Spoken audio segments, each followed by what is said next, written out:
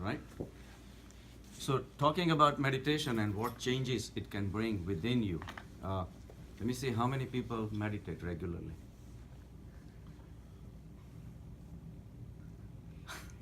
And how many people have reached to a thoughtless state? Good. Okay. Nice. I don't even differentiate I know. thoughtless and Right. thought. But it's an experience. So meditation is really the only way to progress spiritually, uh, because it's a journey within you. Uh, because Gita says, "Na asti buddhi ayuktasya." Yukta means you connected. You connected with your higher self. So na asti, it doesn't happen. Buddhi is prajna. Your wisdom does not develop until you are connected. Because at the lower level, at the mind level, you are connected with the sansaric objects, people, situations, running, likes, dislikes, and all that. But the wisdom that you need to decide the method of living, the path of living, you require wisdom. So the wisdom is not developed until you're connected with the higher self. So it says that na asti buddhi ayuktasya, na cha ayuktasya bhavna. Bhavna is meditation. Until you connect with the higher self, bhavna, the meditation cannot happen. Meditation we look at as just as a process. It's not. It's like a continuous phenomenon that is happening within you. So, na cha ayuktasya bhavana. And until you meditate and you go deeper and you connect to the higher self, what does it say? So, na asti buddhi ayuktasya, na cha ayuktasya bhavana, na abhavyat shantihi. Until you meditate, you don't have shanti in your life. And if you don't have shanti, what happens? Ashantasya kuta sukham. There is no sukh. It's not saying happiness, it's sukh. Sukh is a totally different definition of the experience that you can have in a higher state. So meditation is extremely important. Without that, all the efforts on the spiritual path will be useless. Yoga and all those things are good only to maintain your physical health, but it's only one of the 8 steps of Patanjali. So physical health is important, because if you don't have a physical health, then you have nothing, because your body, which is your dog, basically, you are a dog owner. You have to take the dog. If the dog is sick, you have to make multiple visits to the veterinarian clinic and take him here, take him there, you are literally tied to your dog. So body, for it to be least really requiring attention, you have to have a physical healthy body.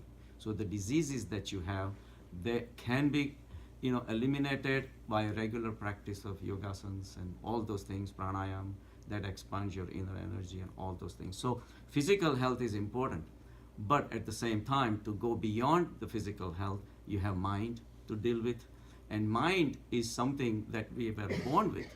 We came in with the dormant mind, with dormant desires, and mind always needs a body. That's why body has been created for the desires of the mind. Every single sense organs that we have is a result of our desires. If not ours, somewhere along the past, from the primordial times until we are now, all the features of the body have been created as per the demand. The eyes were created because there was need for a vision. The speech was created, there was a need to communicate. So body is only a shadow of your mind. So when we are born blind. We have no knowledge of our Atma, because we never really practiced the spiritual path in the past. We never really excelled at it, and we never really experienced what lies beyond the mind. So we are here. So we have mind, we have body.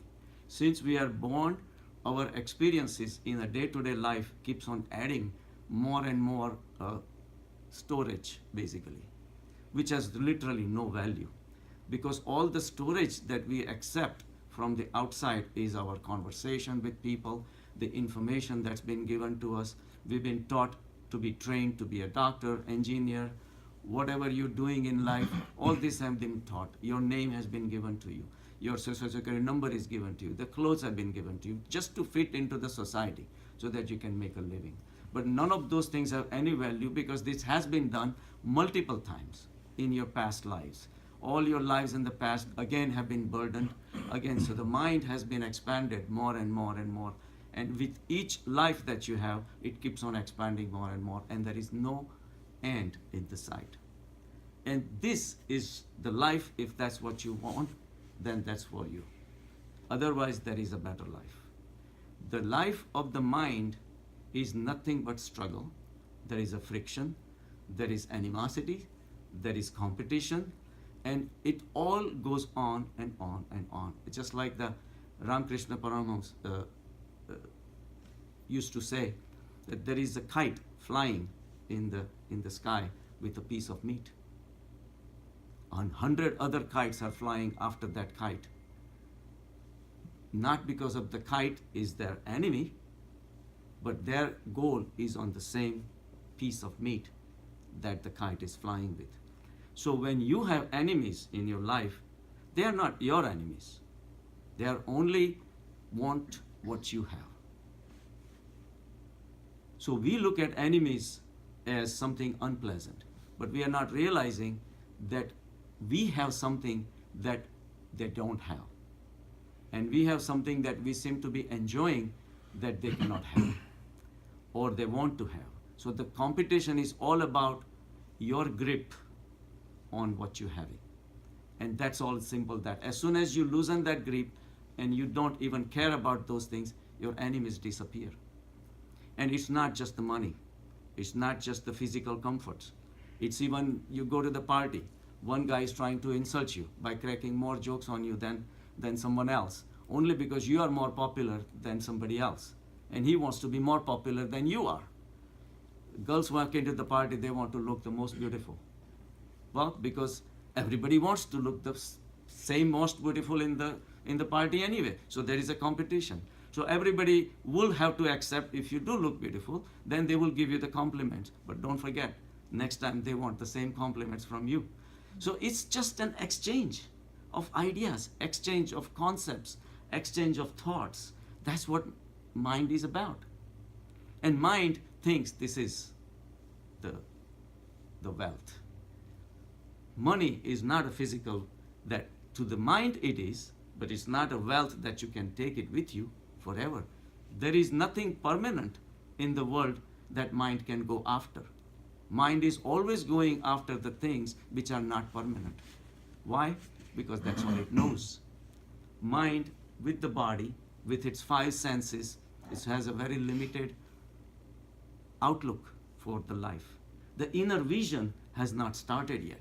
So the mind is the only thing that we have. Between the mind and the body, mind is the smartest. So we believe in the mind. And the mind takes you to places, you go, and you think that we are doing the right thing. And before you know, the life ends. But what is the end? Well, how do you define a death? We never think about it, but if you really think about it, there is no death. Body is made out of the 5 elements. These elements go back to the nature, earth, water, fire, everything. So the body really doesn't die. The same elements which were creating your body becomes someone else's body. And the life cycle goes on. The same sodium and chloride and nitrogen and oxygen and carbon that was making you will be making somebody else. We are made because dinosaurs were around here at some point 165 million years back.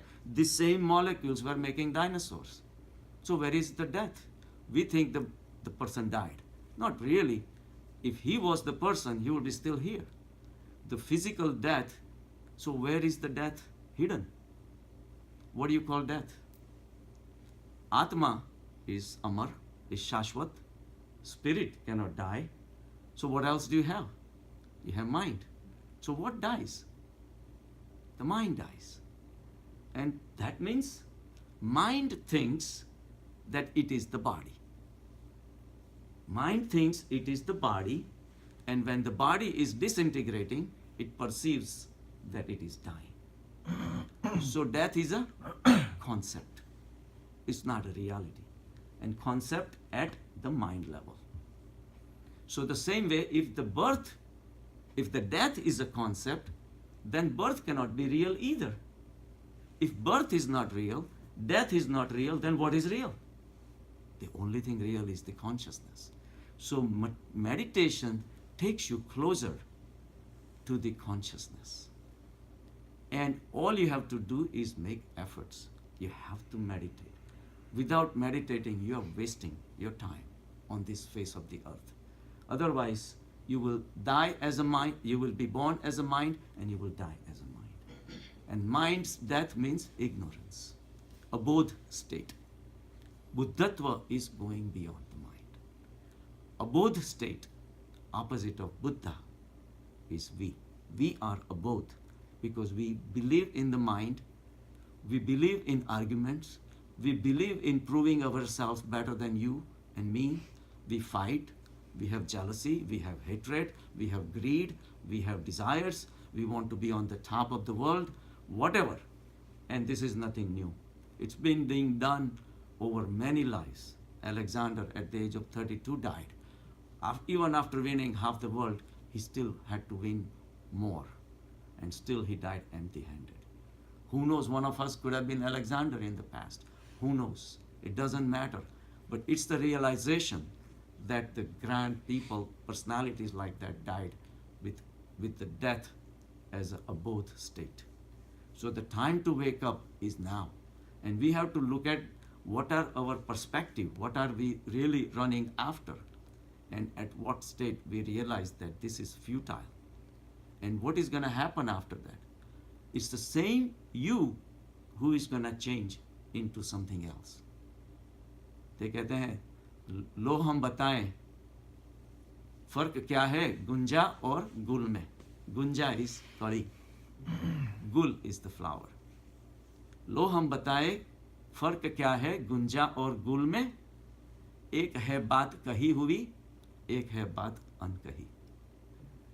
You are just hidden as a bud.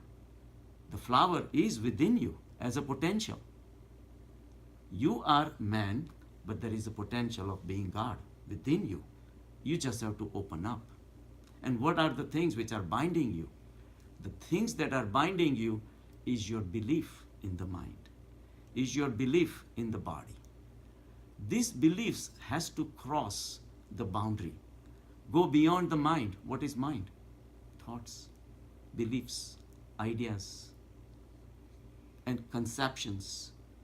What are the roles in your life? And based on your sensual experiences, you believe what is there.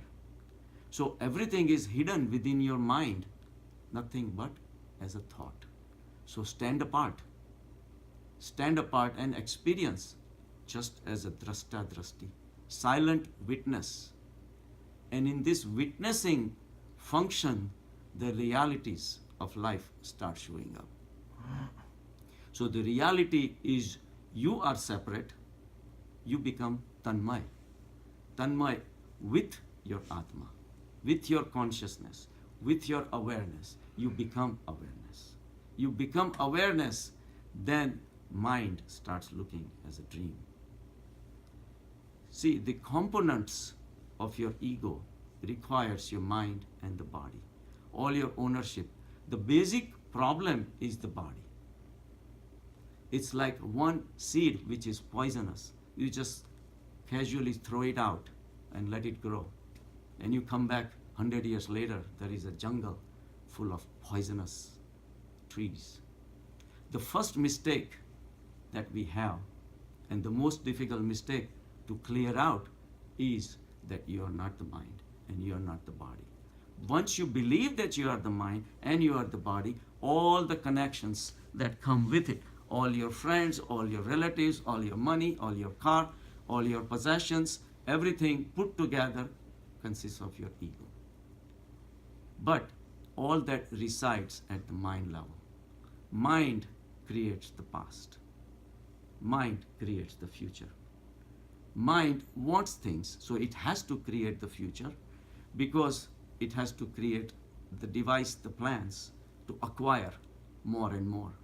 So mind loves to go oscillate between the past and the future. But when you go beyond the mind becomes dysfunctional. All your identity, even if you want to say that I am Shranik, where did that name come from? 63 years back, somebody gave me the name. I'm still remembering. I am digging the past to bring it into the present. And yet, everything is changing. Every person that is coming in front of you, every single time is a new person. Every time you breathe, every time you think, your body is changing. We may not be able to perceive it, but it's changing. Or anyway, whether you perceive it or not, mind is not capable to perceive all these changes which are happening all the time. Person comes, person goes. He already shed 300 million skin cells on Bakulbai's carpet. It's too bad, he has to vacuum. He changed. Meanwhile, his internal energy, internal food storage created new cells. 300 down, he's in a balance. We remember we were 5-year-old, 15-year-old, 25-year-old, 35-year-old, but every time you were asked, who are you? This is me, this is me, this is me. Our identification becomes so dense and condensed because that's all we know. The whole problem of this lack of awareness is because we are not aware. Aware of what? Aware of our awareness, our consciousness. We are not aware, so we accept whatever is out there as a permanent thing. Because mind is not swift enough for the consciousness. Consciousness is continuously changing. People, you try to stop breathing, you can't. You try stopping your heart function, you cannot. Something is making the changes happening continuously. In fact, change is the only thing that is there. There is nothing static. We look at a tree and say, this is a tree. Wrong. As you are speaking, this is a tree, one sentence finished, 300 billion molecules of water and oxygen and carbon dioxide already reached, and then vice versa, whatever food was created, nitrogen and oxygen and carbon was brought down to the, it's a process. Life is a process. In this process, where is the ego? Who is Shranik? By the time I speak the sentence, Shranik even has changed. Now that's only even a fraction of a change we're talking about, because it's a physical change. But what about the mind? Our mind is going 10,000 places. It's continuously restless. It's thinking of so many things all alone. People, the same people you see today are not the same people with the same ideas. Next day the guy comes in, has a totally different ideas. Overnight he become Buddha. Now he's a different man. Buddha wake up overnight. He tried and tried. He went places and places and places. Finally, he gave up everything. He said, I'm wasting my time outside. I just have to go within and realization. One night, he went in meditation under the Bodhi Paksh, wakes up in the morning when the stars are coming out. The Mar, they call Mar, we call Man. Buddhas, in Buddhism, they call Mar. Mar came. And he said, I'm going to give you all the riches of the world. He says, I have known all your tricks. Now, no more tricks, no more man, only the consciousness. And he reached Buddhatva. So, enlightenment is the state of highest consciousness. There is nothing else. The mind and the body, which used to be, which was a continuous process, just like you used to watch the dreams at night. It's a continuous process, but by the time you wake up, the dreams are gone. And what is left behind is nothing but consciousness. So Jains call it Keval Gnan. Only the Gnan remains. Normally the knowledge means knowledge of something, but that's the knowledge at the mind level. Mind is fond of accumulating more and more knowledge, more and more scriptures, more and more people, more and more objects. It just loves to do that thing. But that's the knowledge of the matter. This is a knowledge of knowledge.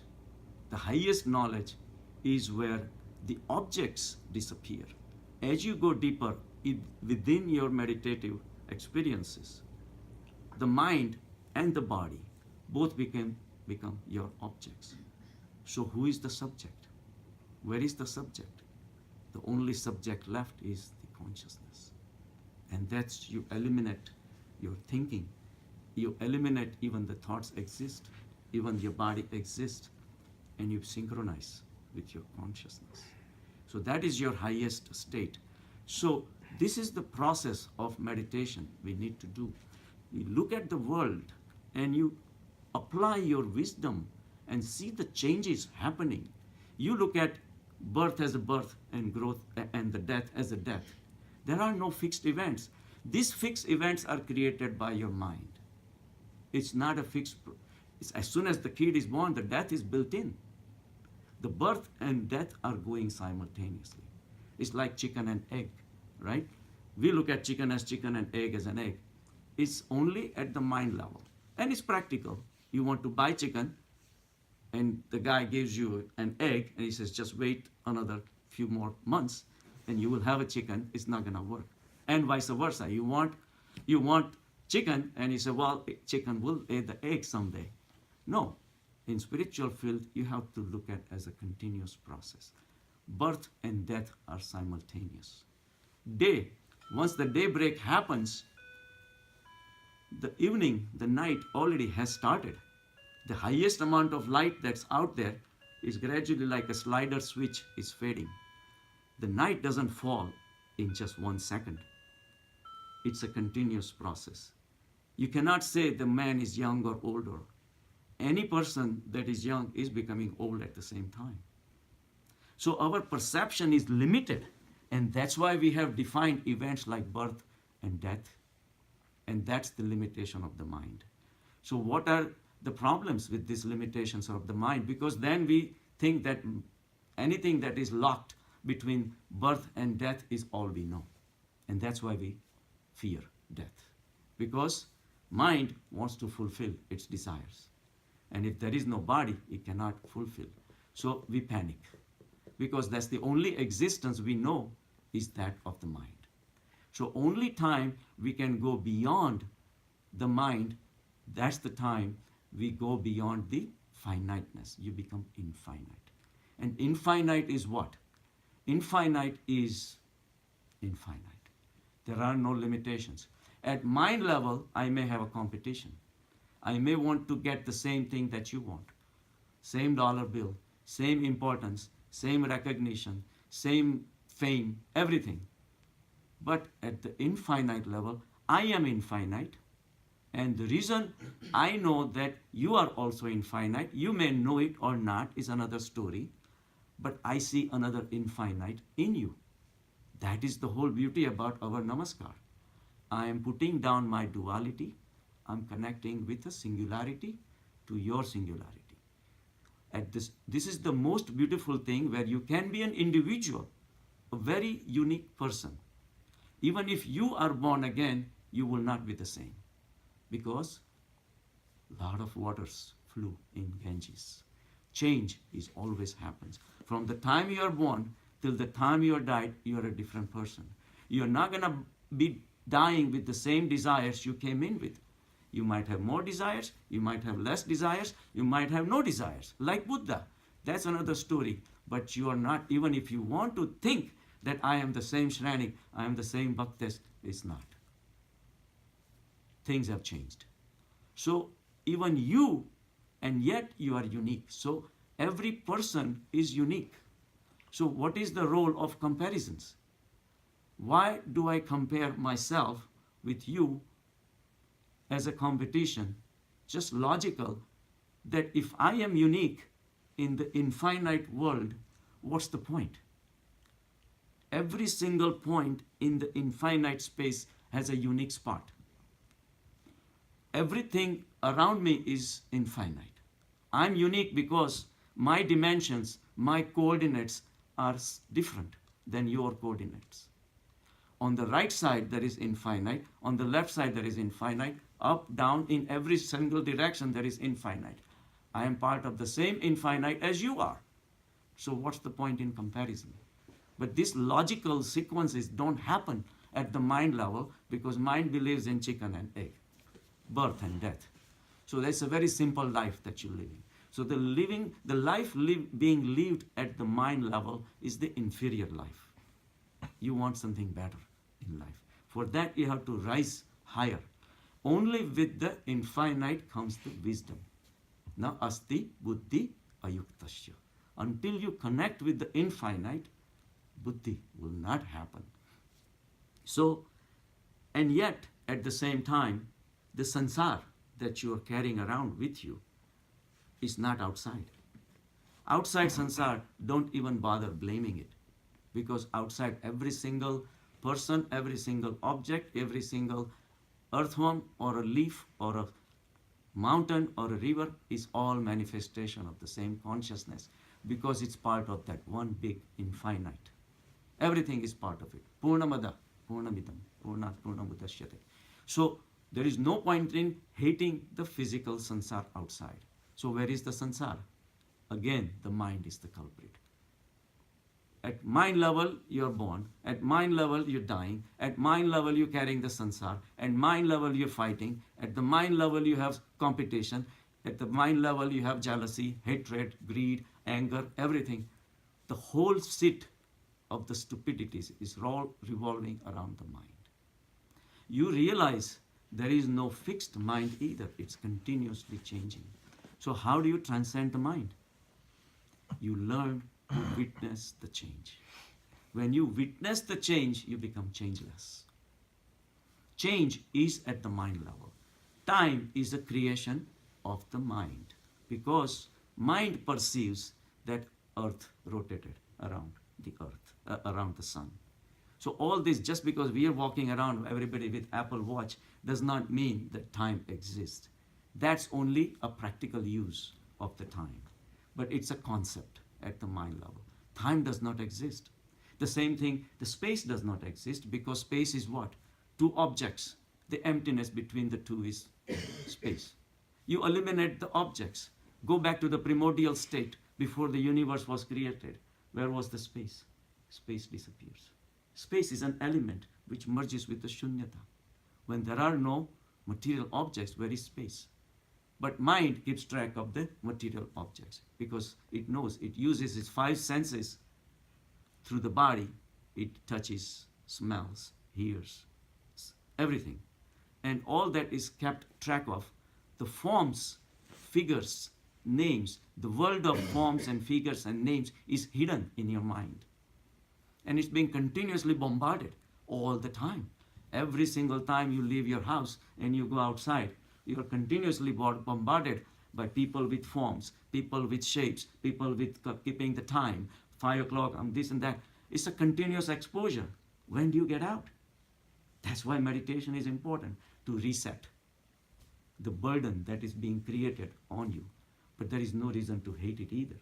You know why? Because if you hate it, then where are you going to survive? You do not have independent existence. How are you going to walk away from the infinite? You go to the Himalayan mountains and you say, well, I walked away from sansar. Sansar is still there. You're going to sit under a tree to meditate and you're going to fight for the same tree. Oh, no, no, no. You don't come. I don't like your vibrations. Where is the sansar? It is in your head. So what we need to wipe off is the mind, nothing else. And it's our responsibility, because we are the one who have created this sansar within us. This sansar is only concepts. Every single form, even go to the deepest level, I'm telling you, Vasishta's yoga says, even the height and the width and the space, and these are all concepts. Thickness and material and solidity and fluidity and spirituality and meditation and everything is a concept. Until you become totally free, when no concepts remain. But these are tough steps you have to create, you have to go through. So it's a process we all go through. But ultimately, it is the same mud from where the lotus springs. What is lotus? Comes out of the same mud. Mud gives rise to the lotus. So even the lotus might consider itself higher and more beautiful than the mud. That is the worst mistake it will have. Imagine a lotus opening up into 1,000 petals and says, I am, and all of a sudden Somebody cuts off the stem. Where is the lotus? Down again. So every single thing that you learn in meditation, you reach to the thoughtless state where you experience the peace, the tranquility. You carry with you, even with your eyes open. Then you don't even have to meditate 2, 3, 4, 5 times a day. Your life becomes meditation. You remain aware of every single thing that you're doing. And not just you, the people around you. If 2 people are making mistakes, you learn from it. You making mistakes, you learn from it. You learn from your enemies. You learn from your friends. Enemies teach you more because they bring out your ego. They insult you and then you suffer. Who suffered? The mind suffered. Mind is the seat of the ego. So the more insults you get, more you learn. Now who is your friend? Friend or the enemy? Friend keeps on telling you, you're good, you're excellent. They rub your elbows and oh, you're the best speaker in the world, you're the best this and this. Who is your friend? Who is binding you to the sansar? Same sansar which is giving you the fame and recognition. Who is your enemy? Learn. All this wisdom comes. Na asti buddhi ayuktasya. Buddhi will not come until you connect to the higher self. So realize the importance of meditation and realize the importance of reaching to the thoughtless state. In the quiet, serene states of meditation, silence will speak to you. Silence always speaks. It may not be the same language that is written in the Gita or Quran or Bible.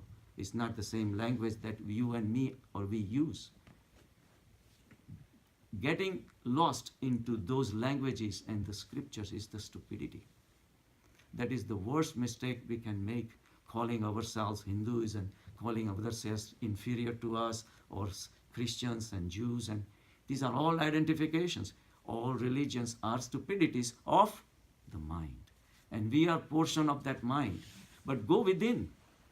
Go within, take a sample of what you really are. Your body is changing, your mind is changing. What is Shaswat? You find it.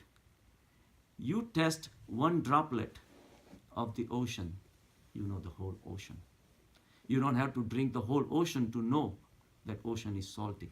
Only one drop, and that's you, because you are part of the same infinite consciousness. So learn from meditation is Ghar Baithe Ganga. So much for today. Thank you.